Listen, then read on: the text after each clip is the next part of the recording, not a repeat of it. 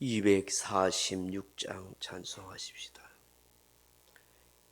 246장입니다.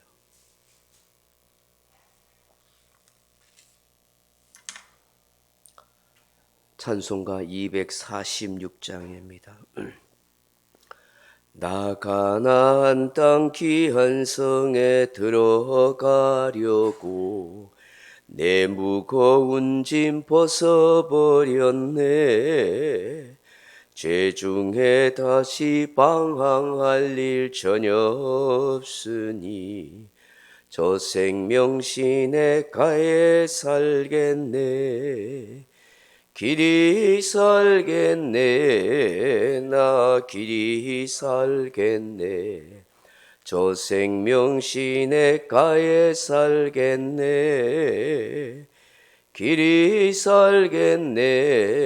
나 길이 살겠네. 저 생명 시냇가에 살겠네. 거불과 구름 기둥으로 인도하시니 나가는 길이 형통하겠네. 그 요단강을 내가 지금 건넌 후에는 저 생명 시냇가에 살겠네. 길이 살겠네. 나 길이 살겠네. 저 생명 시냇가에 살겠네. 길이 살겠네. 나 길이 살겠네. 저 생명 시냇가에 살겠네. 내 주린 영혼 만나로서 먹여주시니 그 양식 내게 생명 되겠네. 이후로 생명 양식 주와 함께 먹으며 저 생명 시냇가에 살겠네. 길이 살겠네. 나 길이 살겠네. 저 생명 시냇가에 살겠네. 길이 살겠네. 나 길이 살겠네. 저 생명 시냇가에 살겠네. 아멘. 하나님 말씀 로마서 9장 6절에서 9절 말씀 같이 읽겠습니다. 로마서 9장 6절에서 9절입니다. 9장 6절입니다. 그러나 하나님의 말씀이 배하여진 것 같지 않도다.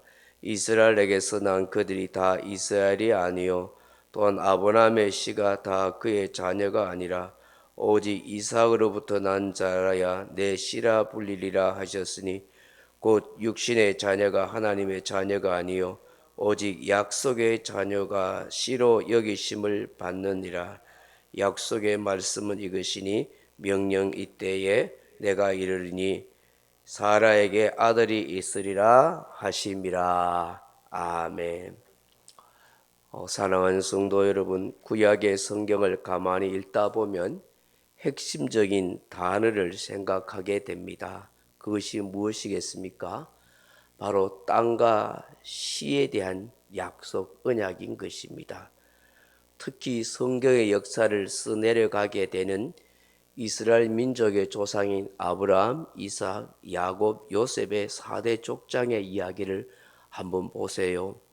하나님이 약속하신 언약의 땅에 대한 것과 시, 즉 후손에 관한 약속이 대부분이지 않습니까? 하나님께서 약속하신 그 땅을 주시겠다. 반드시 내 몸에서 날 씨를 통해서 이 땅, 이 민족의 큰 민족을 이루도록 만 백성의 복이 되는 민족이 되게 하겠다. 그렇게 약속하지 않습니까?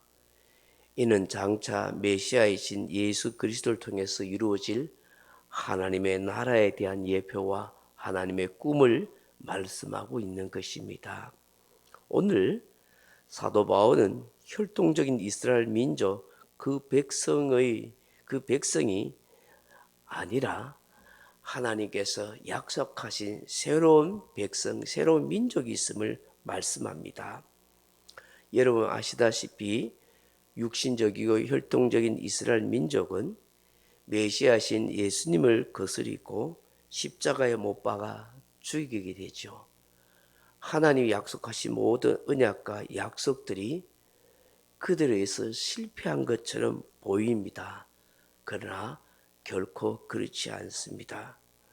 하나님의 본시적인 뜻은 육신적인 혈통적인 이스라엘 민족을 뛰어넘어서 영적인 이스라엘 민족을 위한 하나님의 구원의 뜻이 담겨 있다 하는 것입니다.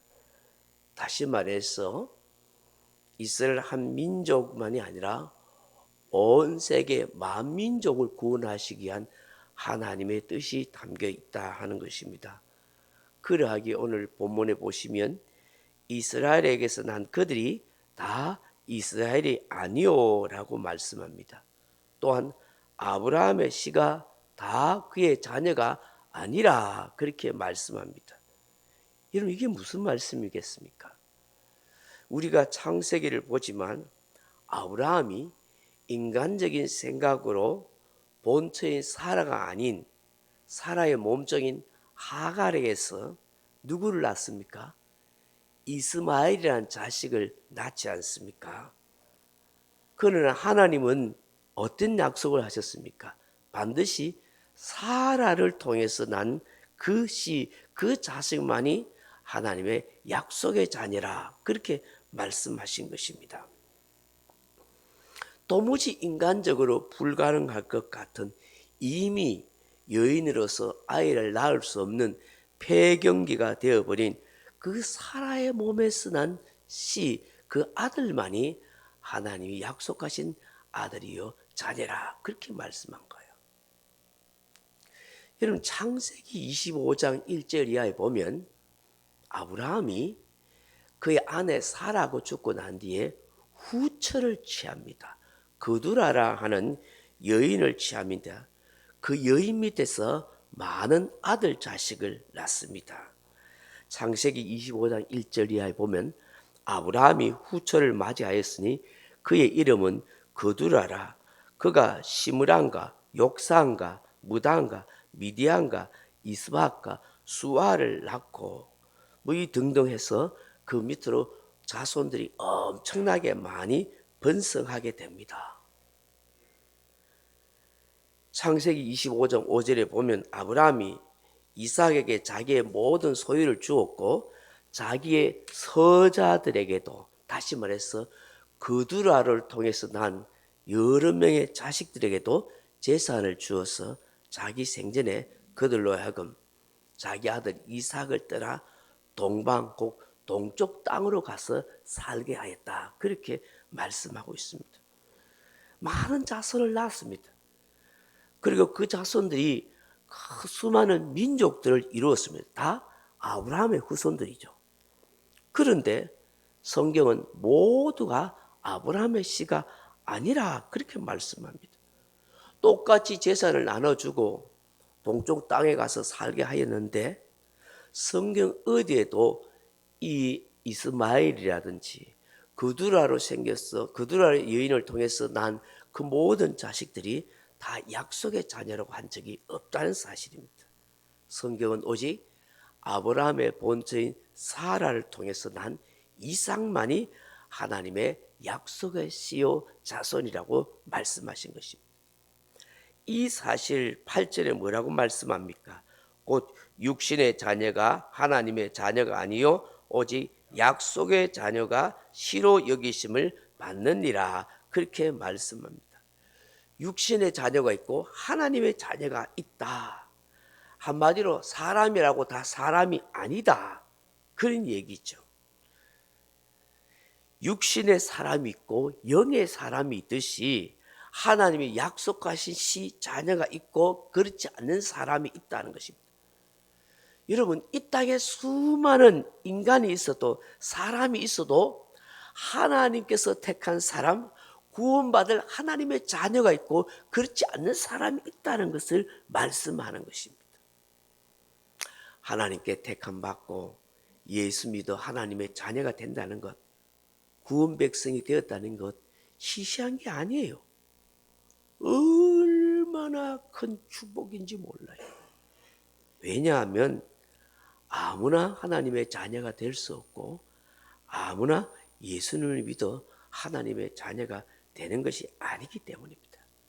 우리가 열심히 전도를 해야 하겠지만 사실 택한 사람만이 예수님을 믿게 되고 교회에 나오게 되고 구원의 복음을 마음으로 믿어 구원에 이르게 되고 천국에 궁극적으로 가게 되는 거예요. 근데 우리가 누가 택한 백성인지 모르니까 이 사람 저 사람에게 전도해 보는 거예요.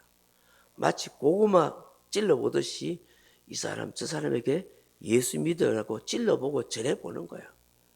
근데 정말 믿어야 될 사람, 믿을 것 같은데 안 믿는 사람 있잖아요. 인간적인 고집이 세고 자기 생각이 강한 사람은 믿어야 될 것 같은데 안 믿어요. 근데 안 믿을 것 같은데 쉽게 교회하고 예수 믿는 사람이 있어요. 하나님이 택한 백성인 거예요. 하나님의 약속의 씨가 된 거예요. 버림받은 인생이 아닌 지옥 형벌에 떨어질 인생이 아니란 사실 앞에서 우리는 늘 감사하고 감격하고 살아야 돼요. 네. 내같이 이렇게 죄 많고 허물 많고 이렇게 악하게 살았던 인생이 어떻게 예수 믿어 하나님의 자녀가 되는고, 어떻게 교회 나와서 참 이렇게 믿음 생활하고 이런 직분을 가지게 되는가. 이게 감사해야 될 일이죠. 불평할 게 있어요. 원망 불평할 게 어디 있겠어요. 투덜댈 게 어디 있어요. 못난 인생이 깨닫지 못해서 그런 것이지. 정말 바로 깨달으면 늘 울어도 늘 감사하고 주님 내가 예수 믿는다는 게 얼마나 감격인지 몰라요. 그렇게 고백하게 되는 것이죠. 누가복음 16장에 나오는 부자와 거지 나사로의 비유 있잖아요. 아무리 이 땅에서 호의호식하고 그렇게 멋지게 누리고 살아도 죽고 나니 어떻게 돼요?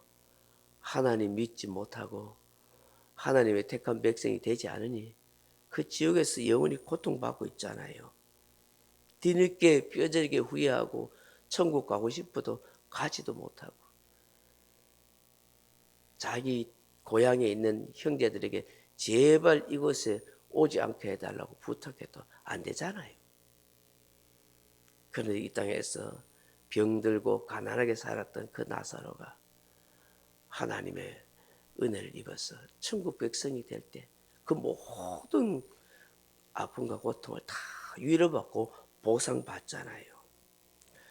오늘 이 새벽에 이 말씀 생각하면서 내가 약속의 자녀의 씨가 되었다는 거 참 감사하고 복받은 인생이라는 사실 앞에서 더욱더 주께서 주신 복을 헤아려 보는 이 새벽이 되기를 주님의 이름으로 축복합니다. 각자 기도하시다가 돌아가시기 바랍니다.